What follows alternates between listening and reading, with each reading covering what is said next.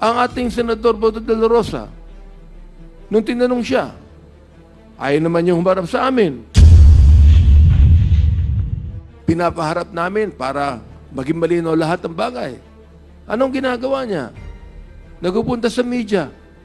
Kung ano-anong pinagsasabi niya. The next to deliver his opening remarks is the Chair of the Committee on Human Rights, Congressman Benny Abante. You are recognized. Maraming salamat, Mr. Chair. Magandang umaga po sa inyo lahat, sa ating mga colleagues, sa ating mga resource speakers and witnesses. Salamat po sa inyong pagdalo muli sa Quadcom hearing na ito. Kayo po ay kasama naming mga lingkod ng ating bayan. So again, we gather here in what? In pursuit of truth, justice, and accountability. Kung meron man dito nagsasabi na we're gathered here because of politics, gusto namin humarap siya rito para sabihin sa amin directly. As we open this hearing, let us be reminded of the words of Romans 13:3 and 4. And I would like to read in quote. For rulers are not a terror to good works, but to the evil.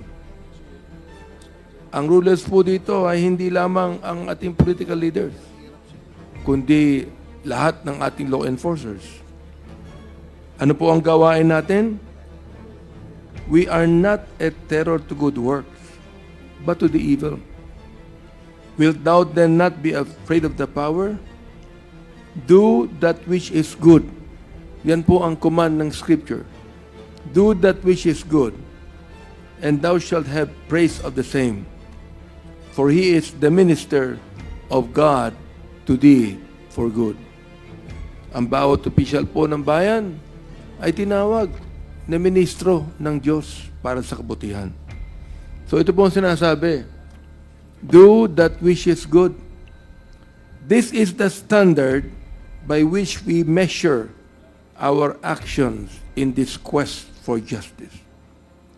This is the challenge to all who hold power, whether in government, law enforcement, or public service. Power must never be abused in order to shield wrongdoers. It must never be wielded to sow fear among the innocent. Power must serve only one purpose: to uphold what is just and to bring evil to account.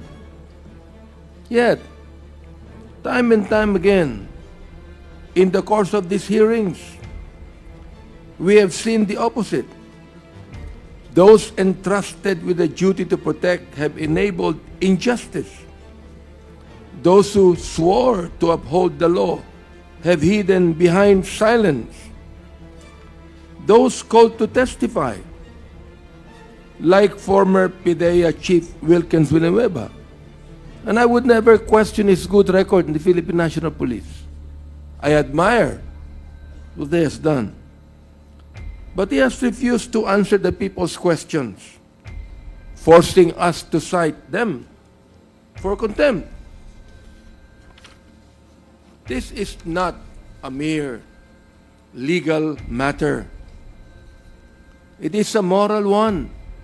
After all, the first laws that were made in the world were based upon a moral code. If we are to serve justice, if we are to save our countrymen from the clutches of extrajudicial killings, illegal drugs, and pogos that have corrupted our institutions, then we must do that which is good. And this begins with the truth. May mga taong pinapasalamatan ang dating administrasyon sa war on drugs. kine-question kami kung mas maganda ba na ang Pilipinas ay mahulog sa droga kaysa labanan ng droga. Sinabi namin, inulit-ulit namin dito, sinuportahan namin ang dating administrasyon sa war on drugs. Binanggit ko sa ating former president, ang hindi ko lang maintindihan kung bakit kinakailangang pumatay ng more than 30,000 people para mawala ang drugs. Ang question dito ito, nawala ba? Hindi nawala ang drugs. Ganun pa rin. Ang inaakala po namin dito ay baka naman tinanggal natin ang kompetisyon para ang maiwan na lamang sa drug trade ay yung mga nasa kapangyarihan. Yun ang nais kong sabihin. Oho, ayaw po natin mahulog ang bansa sa droga. Ayaw po natin yan. Pero ayaw din natin na ang buong Pilipinas maging killing fields. Na pumatay tayo na hindi sinusunod ang ating saligang batas. Dito po ay atin ang nakita. Nung tinanong namin, bakit binaril to? Bakit pinatay ito? Sapagkat order po ito ng aming nakakataas. Kahit po ba ang order na nakakataas ay hindi ayon sa saligang batas, susundin ng ating mga law enforcers? Ano po ang sagot ng ating mga ibang law enforcer officials? Hindi po. Dapat sundin ang saligang batas. Ang ating Senador Boto de la Rosa, nung tinanong siya, ayaw naman yung humarap sa amin. Pinapaharap namin para maging malinaw lahat ng bagay. Anong ginagawa niya? Nagpupunta sa media. Kung ano-anong pinagsasabi niya. Sinisipa niya ang mga kapulisan na alam nila ang batas. Hindi nila dapat sundin ang nakakataas sa kanila kung naniniwala sila na hindi ito ayon sa batas. Pero sinunod Di ba? Now, yet, kahit na po sa kanya mga bagay, mga kababayan, I am not without hope. Mga kasama, the Quadcom was not convened to chase imaginary shadows. We are here because lives have been lost, because families have been torn apart, because organized crime operating under the guise of legal businesses has found protection in our own institutions, because a few law enforcers, hindi namin nila lahat, a few law enforcers have chosen to become instruments of terror instead of being ministers of justice. As I've said, hindi kami nawawalan ng pag-asa dito. For history and experience tell us that there is always hope in the pursuit of righteousness. Hope that those who were once silent in the face of injustice will now have the courage to speak. Sinabi ko po yan sa Committee on Human Rights na huwag na kayong matakot sapagkat gumagawa na tayo ng paraan upang ma-address ang problemang ito. Pero nais kong sabihin sa ating mga kababayan, marami pa rin naging biktima ng pagpatay ay natatakot lumabas. Bakit natatakot? Yan po ba ang ibig sabihin ng leadership? Manakot tayo ng tao para sumunod sa atin? O maging halimbawa tayo ng tamang panunungkulan para ang tao at ang bayan ay sumunod sa atin? Hope that those complicit in wrongdoing will find the resolve to make things right. Hope that we, as lawmakers and public servants, will not allow fear or convenience to dictate the course of justice.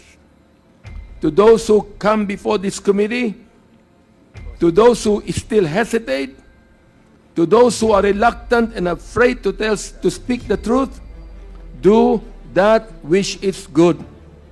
Not for us, not for politics, but for your countrymen who have suffered in silence. For the time for evasion has passed. The time for justice is now. Let these hearings be evidence of our commitment and proof of our resolve. We seek not vengeance, only truth. We wield this power not for personal gain, but for our people. And we will not stop until the evildoers who have plagued our country are unmasked, until justice is restored, and until righteousness prevails. Anuman ang pananakot na ginagawa sa amin. So may God guide us in the days ahead. Tayo po ay kasama naming mga lingkod ng ating bayan. So again, we gather here in what? In pursuit of truth, justice, and accountability. Kung meron man dito nagsasabi na we're gathered here because of politics, gusto namin humarap siya rito para sabihin sa amin directly. As we open this hearing, let us be reminded of the words of Romans 13, 3 and 4. And I would like to read in quote. For rulers are not a terror to good works, but to the evil. Ang rulers po dito ay hindi lamang ang ating political leaders, kundi lahat ng ating law enforcers. Ano po ang gawain natin? We are not a terror to good works, but to the evil. Wilt thou then not be afraid of the power? Do that which is good. Yan po ang command ng Scripture. Do that which is good, and thou shalt have praise of the same. For he is the minister of God to thee for good. Ang bawat opisyal po ng bayan ay tinawag na ministro ng Diyos para sa kabutihan. So ito po ang sinasabi, do that which is good. This is the standard by which we measure our actions in this quest for justice. This is the challenge to all who hold power, whether in government, law enforcement, or public service. Power must never be abused in order to shield wrongdoers. It must never be wielded to sow fear among the innocent. Power must serve only one purpose: to uphold what is just and to bring evil to account. Yet, time and time again, in the course of these hearings, we have seen the opposite. Those entrusted with the duty to protect have enabled injustice.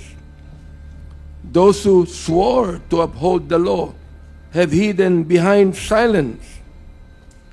Those called to testify, like former PIDEA Chief Wilkins Villanueva, and I would never question his good record in the Philippine National Police.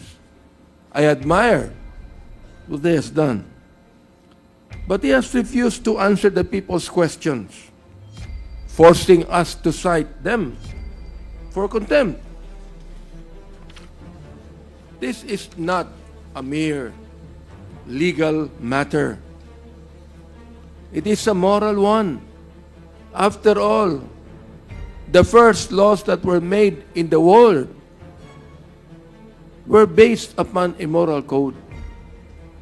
If we are to serve justice, if we are to save our countrymen from the clutches of extrajudicial killings, illegal drugs, and pogos that have corrupted our institutions, then we must do that which is good.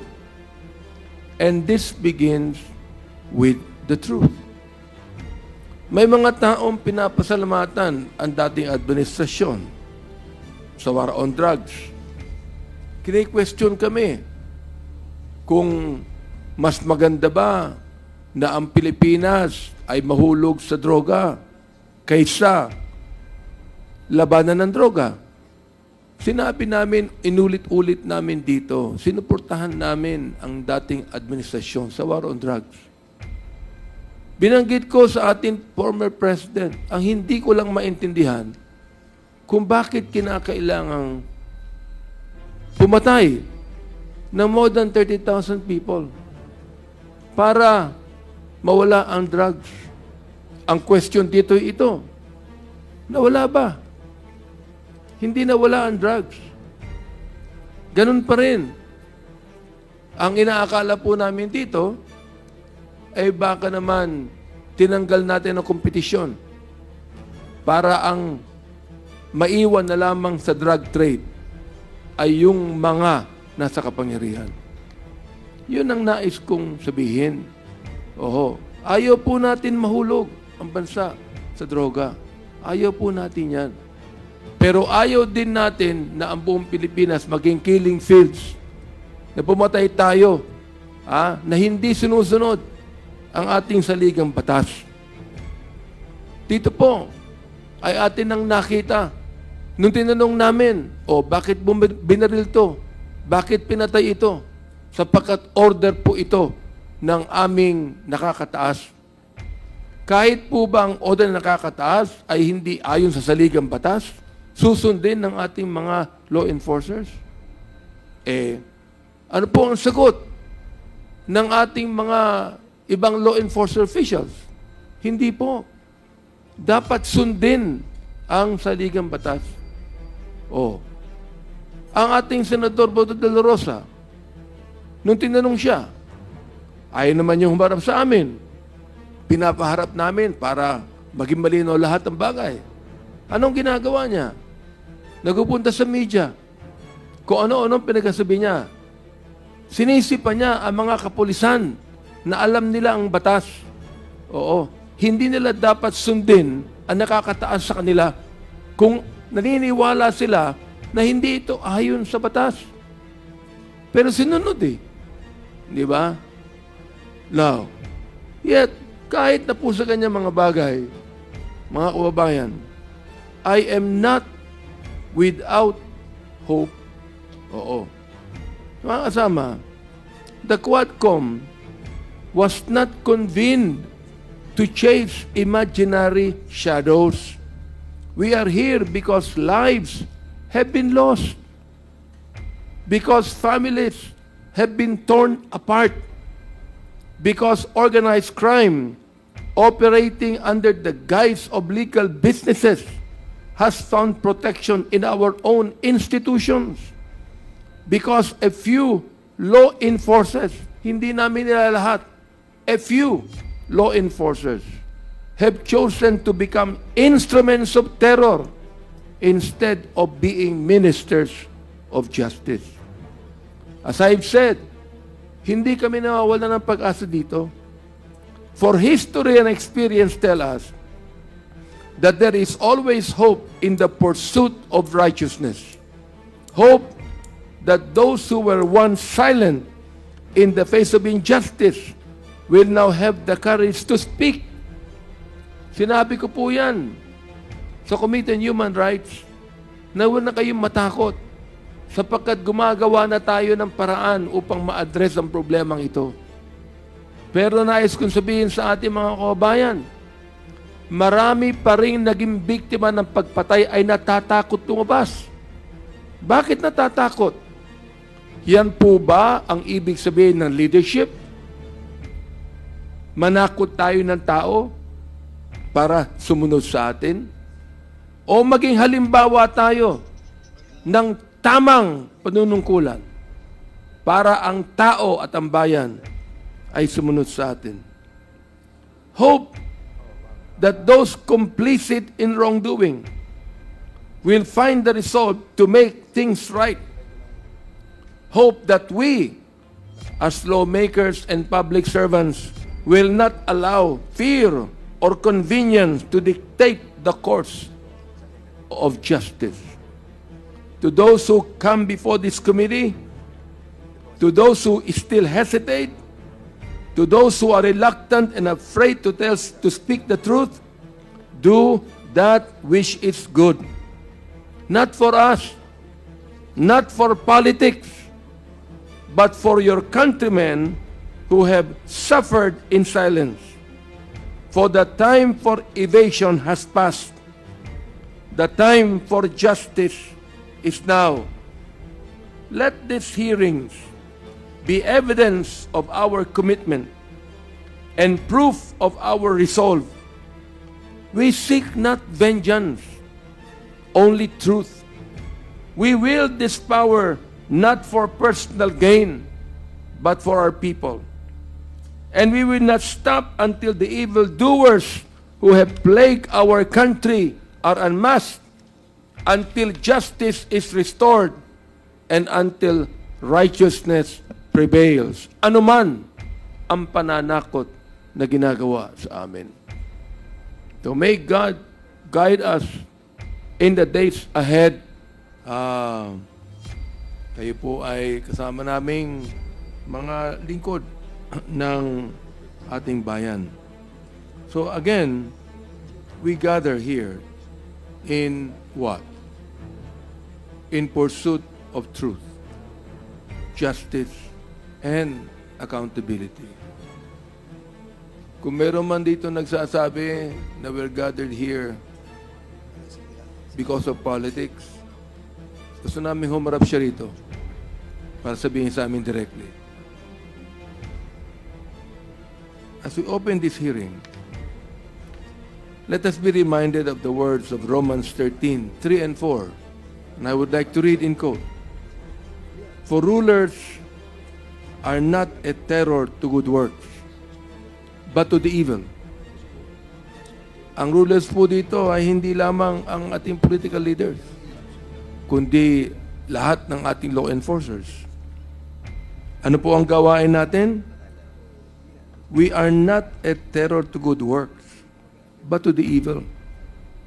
Wilt thou then not be afraid of the power?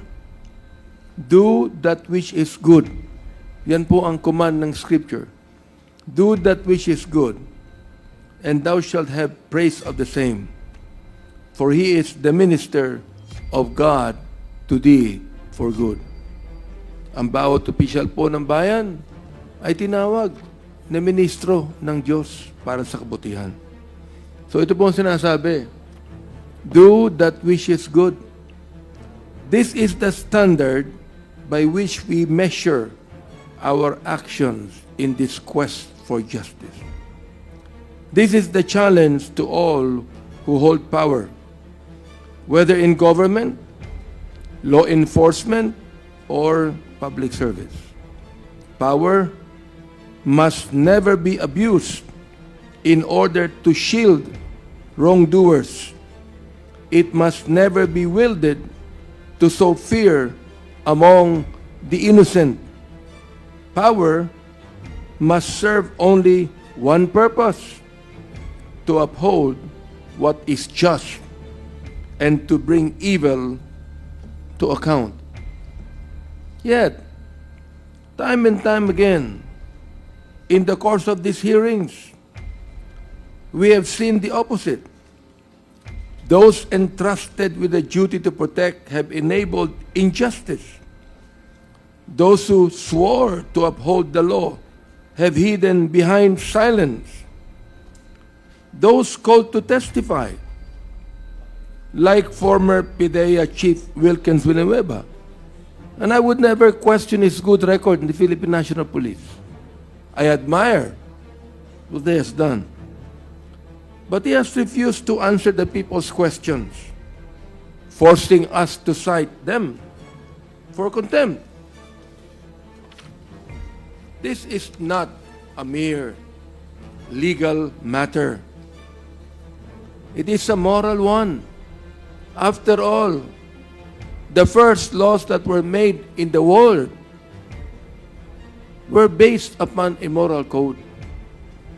If we are to serve justice, if we are to save our countrymen from the clutches of extrajudicial killings, illegal drugs, and pogos that have corrupted our institutions, then we must do that which is good. And this begins with the truth. May mga taong pinapasalamatan ang dating administrasyon sa war on drugs. Kine-question kami kung mas maganda ba na ang Pilipinas ay mahulog sa droga kaysa labanan ng droga. Sinabi namin, inulit-ulit namin dito, sinuportahan namin ang dating administrasyon sa war on drugs. Binanggit ko sa ating former president, ang hindi ko lang maintindihan kung bakit kinakailangang pumatay ng more than 30,000 people para mawala ang drugs. Ang question dito ito, nawala ba? Hindi nawala ang drugs. Ganun pa rin. Ang inaakala po namin dito, ay baka naman tinanggal natin ang kompetisyon para ang maiwan na lamang sa drug trade ay yung mga nasa kapangyarihan. Yun ang nais kong sabihin. Oho, ayaw po natin mahulog ang bansa sa droga. Ayaw po natin yan. Pero ayaw din natin na ang buong Pilipinas maging killing fields. Na pumatay tayo, na hindi sinusunod ang ating saligang batas. Dito po, ay atin nang nakita. Nung tinanong namin, bakit binaril to? Bakit pinatay ito? Sapagkat order po ito ng aming nakakataas. Kahit po ba ang order na nakakataas ay hindi ayon sa saligang batas, susundin ng ating mga law enforcers? Ano po ang sagot ng ating mga ibang law enforcement officials? Hindi po. Dapat sundin ang saligang batas. Ang ating Senador Boto de la Rosa, nung tinanong siya, ayaw naman yung humarap sa amin. Pinapaharap namin para maging malinaw lahat ng bagay. Anong ginagawa niya? Nagpupunta sa media. Kung ano-anong pinagsasabi niya. Sinisipa niya ang mga kapulisan na alam nila ang batas. Hindi nila dapat sundin ang nakakataas sa kanila kung naniniwala sila na hindi ito ayon sa batas. Pero sinunod Di ba? Now, yet, kahit na po sa kanya mga bagay, mga kababayan, I am not without hope. Mga kasama, the Quadcom was not convened to chase imaginary shadows. We are here because lives have been lost, because families have been torn apart, because organized crime operating under the guise of legal businesses has found protection in our own institutions, because a few law enforcers, hindi namin nila lahat, a few law enforcers have chosen to become instruments of terror instead of being ministers of justice. As I've said, hindi kami nawawala ng pag-asa dito. For history and experience tell us that there is always hope in the pursuit of righteousness. Hope that those who were once silent in the face of injustice will now have the courage to speak. Sinabi ko po yan sa Committee on Human Rights na huwag na kayong matakot sapagkat gumagawa na tayo ng paraan upang ma-address ang problemang ito. Pero nais kong sabihin sa ating mga kababayan, marami pa rin naging biktima ng pagpatay ay natatakot lumabas. Bakit natatakot? Yan po ba ang ibig sabihin ng leadership? Manakot tayo ng tao para sumunod sa atin? O maging halimbawa tayo ng tamang panunungkulan para ang tao at ang bayan ay sumunod sa atin? Hope that those complicit in wrongdoing will find the resolve to make things right. Hope that we, as lawmakers and public servants, will not allow fear or convenience to dictate the course of justice. To those who come before this committee, to those who still hesitate, to those who are reluctant and afraid to speak the truth, do that which is good. Not for us, not for politics, but for your countrymen who have suffered in silence. For the time for evasion has passed. The time for justice is now. Let these hearings be evidence of our commitment and proof of our resolve. We seek not vengeance, only truth. We wield this power not for personal gain, but for our people. And we will not stop until the evildoers who have plagued our country are unmasked, until justice is restored, and until righteousness prevails. Anuman ang pananakot na ginagawa sa amin. So may God guide us in the days ahead. Maraming salamat po at manigong bagong taon sa inyong lahat. The next to deliver his opening remarks is the Chair of the Committee on Human Rights, Congressman Benny Abante. You are recognized. Maraming salamat, Mr. Chair. Magandang umaga po sa inyong lahat, sa ating mga colleagues, sa ating mga resource speakers and witnesses. Salamat po sa inyong pagdalo muli sa Quadcom hearing na ito. Kayo po ay kasama naming mga lingkod ng ating bayan. So again, we gather here in what? In pursuit of truth, justice, and accountability.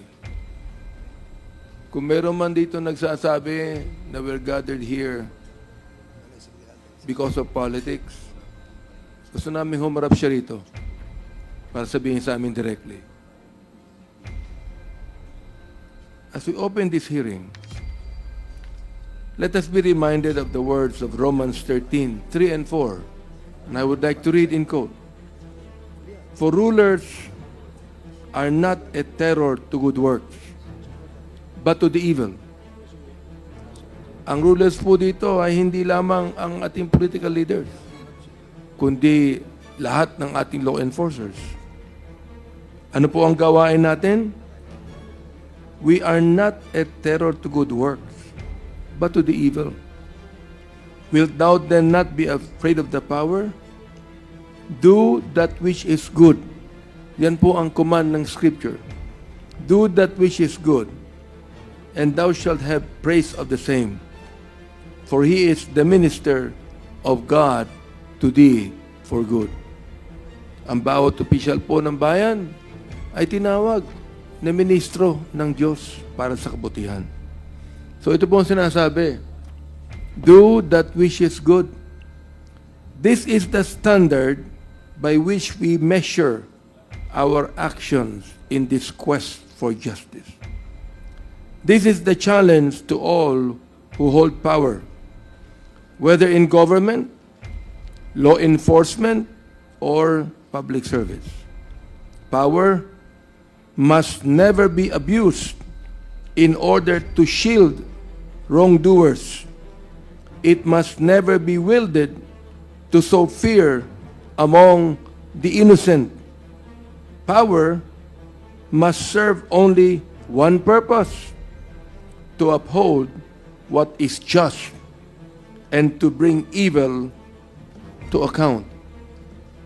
Yet, time and time again, in the course of these hearings, we have seen the opposite. Those entrusted with the duty to protect have enabled injustice. Those who swore to uphold the law have hidden behind silence. Those called to testify, like former PIDEA Chief Wilkins Villanueva, and I would never question his good record in the Philippine National Police. I admire what he has done. But he has refused to answer the people's questions, forcing us to cite them for contempt. This is not a mere legal matter. It is a moral one. After all, the first laws that were made in the world were based upon a moral code.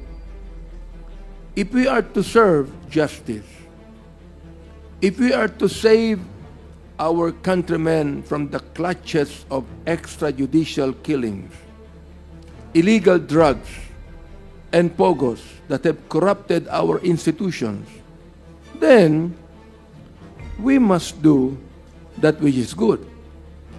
And this begins with the truth.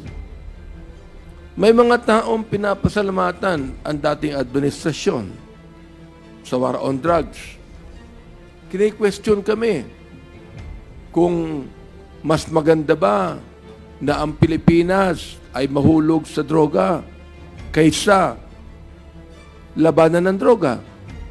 Sinabi namin, inulit-ulit namin dito, sinuportahan namin ang dating administrasyon sa war on drugs.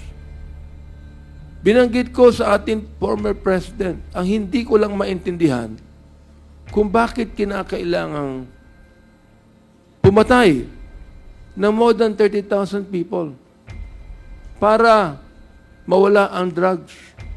Ang question dito ito, nawala ba? Hindi nawala ang drugs. Ganun pa rin. Ang inaakala po namin dito, ay baka naman tinanggal natin ang kompetisyon para ang maiwan na lamang sa drug trade ay yung mga nasa kapangyarihan. Yun ang nais kong sabihin. Oho, ayaw po natin mahulog ang bansa sa droga. Ayaw po natin yan. Pero ayaw din natin na ang buong Pilipinas maging killing fields, na pumatay tayo, na hindi sinusunod ang ating saligang batas. Dito po ay atin nang nakita. Nung tinanong namin, bakit binaril to? Bakit pinatay ito? Sapagkat order po ito ng aming nakakataas. Kahit po ba ang order na nakakataas ay hindi ayon sa saligang batas, susundin ng ating mga law enforcers? Ano po ang sagot ng ating mga ibang law enforcement officials? Hindi po. Dapat sundin ang saligang batas.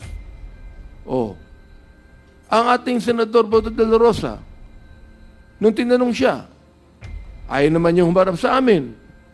Pinapaharap namin para maging malinaw lahat ng bagay. Anong ginagawa niya? Nagpupunta sa media. Kung ano-anong pinagsasabi niya.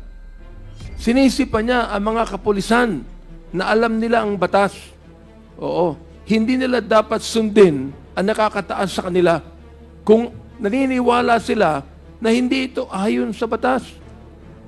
Pero sinunod Di ba? Now, yet, kahit na po sa kanya mga bagay, mga kababayan, I am not without hope. Mga kasama, the Quadcom was not convened to chase imaginary shadows. We are here because lives have been lost, because families have been torn apart, because organized crime operating under the guise of legal businesses has found protection in our own institutions. Because a few law enforcers, hindi namin nila lahat, a few law enforcers have chosen to become instruments of terror instead of being ministers of justice. As I've said, hindi kami nawawala ng pag-asa dito. For history and experience tell us that there is always hope in the pursuit of righteousness. Hope that those who were once silent in the face of injustice will now have the courage to speak. Sinabi ko po yan sa Committee on Human Rights na huwag na kayong matakot sapagkat gumagawa na tayo ng paraan upang ma-address ang problemang ito. Pero nais kong sabihin sa ating mga kababayan, marami pa rin naging biktima ng pagpatay ay natatakot lumabas. Bakit natatakot? Yan po ba ang ibig sabihin ng leadership? Manakot tayo ng tao para sumunod sa atin? O maging halimbawa tayo ng tamang panunungkulan para ang tao at ang bayan ay sumunod sa atin? Hope that those complicit in wrongdoing will find the resolve to make things right. Hope that we, as lawmakers and public servants, will not allow fear or convenience to dictate the course of justice. To those who come before this committee, to those who still hesitate, to those who are reluctant and afraid to speak the truth, do that which is good. Not for us, not for politics, but for your countrymen who have suffered in silence. For the time for evasion has passed. The time for justice is now. Let these hearings be evidence of our commitment and proof of our resolve. We seek not vengeance, only truth. We wield this power not for personal gain, but for our people. And we will not stop until the evildoers who have plagued our country are unmasked, until justice is restored, and until righteousness prevails. Ano man ang pananakot na ginagawa sa amin. So may God guide us in the days ahead